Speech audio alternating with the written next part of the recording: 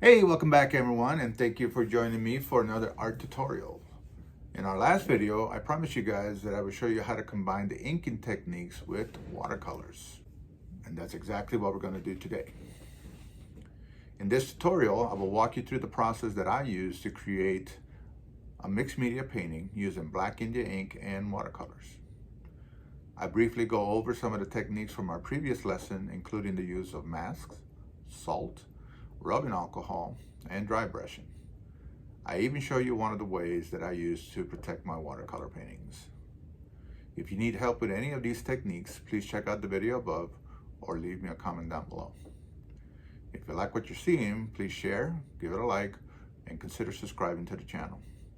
If you have any questions, please feel free to leave them below in the comments. I'd love to hear from you. All right, let's go ahead and get started with the video. All right, so we are here at the Morikami Museum and Japanese Garden in Delray Beach, Florida. And this is like one of my favorite places to go anytime I try to get down here to South Florida. So we are going to be walking around here. There's the museum. And this is a very large piece of property that is absolutely beautifully manicured. And it's got all kinds of historic information about Japanese Americans and how they take care of it and how they develop the land around here. And we are going to walk around and try to find some inspiration for our ink drawing. All right, so the first thing that I did when I got back to the studio was go through all the video clips and all of the photographs that I took at the Japanese garden to decide what kind of composition I wanted to create. Now, I didn't have like an exact photo of what I needed, but I had a really good idea as to what type of composition I wanted. So I took a few minutes and I did a series of thumbnail sketches to try to kind of figure out my thoughts. And I wanted to include some architectural features as well as some natural features. So I was looking at one of the main bridges, and I also looked at the bonsai house, and my wife really liked the bridge over the house. So ultimately, what I came up with was something like this. So with the composition all figured out, it is time to start getting ready to create the painting. I began the painting by drawing the composition onto a sheet of 11 by 14 100% cotton watercolor paper. I then used Frisket film to mask off the bird.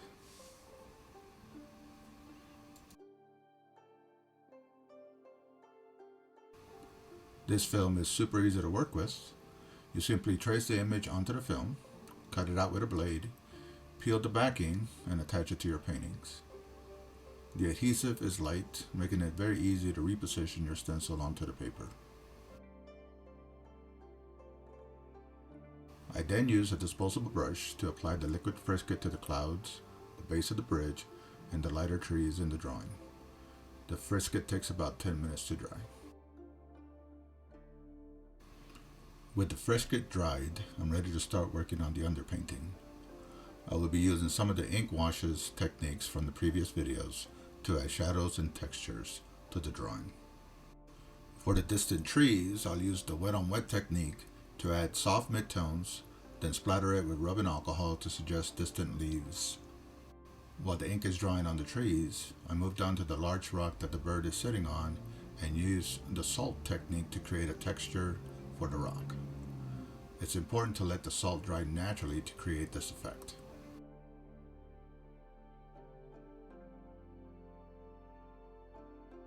Once the salt is dry, I use a plastic scraper to remove the excess salt, leaving behind a beautiful and permanent texture for the rock.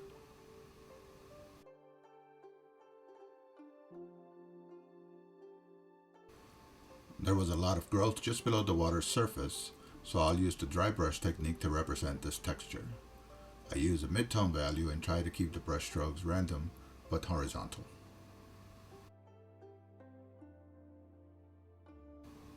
I use diagonal strokes to suggest a bank in the distance And I also added a cast shadow under the rock to set it into the ground.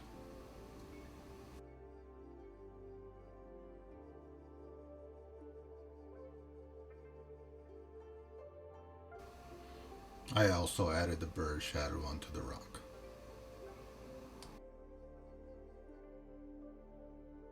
The Frisket film kept lifting, so I replaced it with liquid Frisket before moving on to the color stage.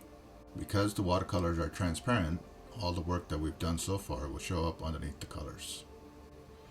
I start by adding phthalo blue into the sky and reflecting it into the water.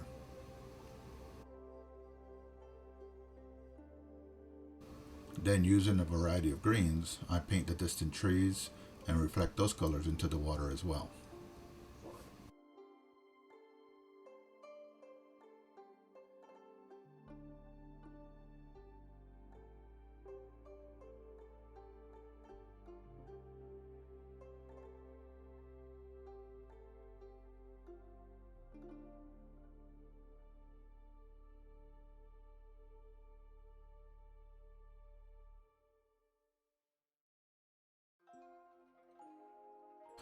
For the ground, I use brown and oranges to contrast against the blues and the greens in the water.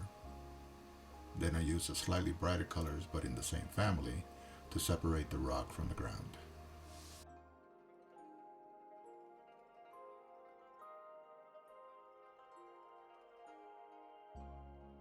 I use a dark tone with the India ink to add the tree trunks in the distance.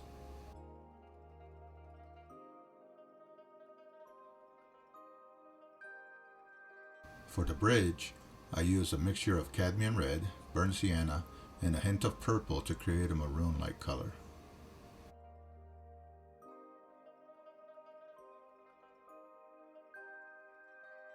Time to start on the bird. I used a Frisket remover to lift the Frisket off the paper, then drew the main feathers in with a pencil. Blackbirds are actually tricky to paint, as they are not actually all black. There are a lot of other colors visible, especially since the feathers were wet and reflecting some of the surrounding colors. I used my number 2 brush to put in the light colors and textures in the body and the feathers.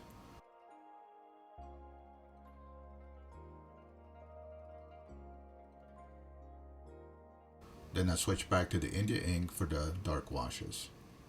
I prefer to use ink over black watercolors, as it doesn't smudge with the other colors when it dries.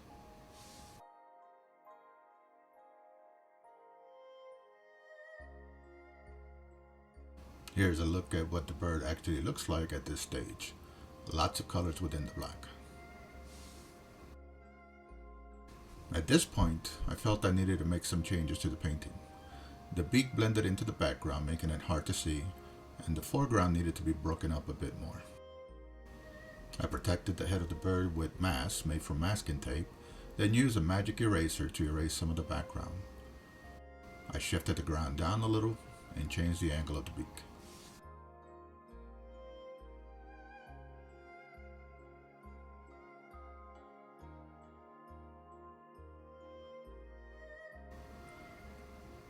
I added some flora on the lower right hand corner to break up the foreground.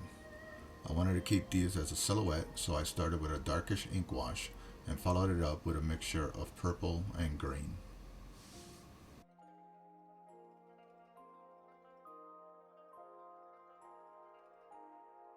I'm using a cold wax medium to protect the painting.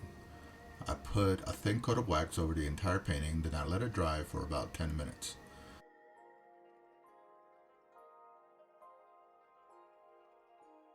Then I use a soft, clean cotton rag to burnish the wax.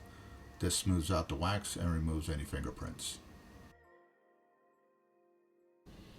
Alright, so this piece is all ready to be matted and framed. Please let me know what you think in the comments. And if you need any help with any of these techniques, go ahead and reach out through the comments and I'll see what I can do. And as always, thank you so much for watching. And I'll catch you on the next one.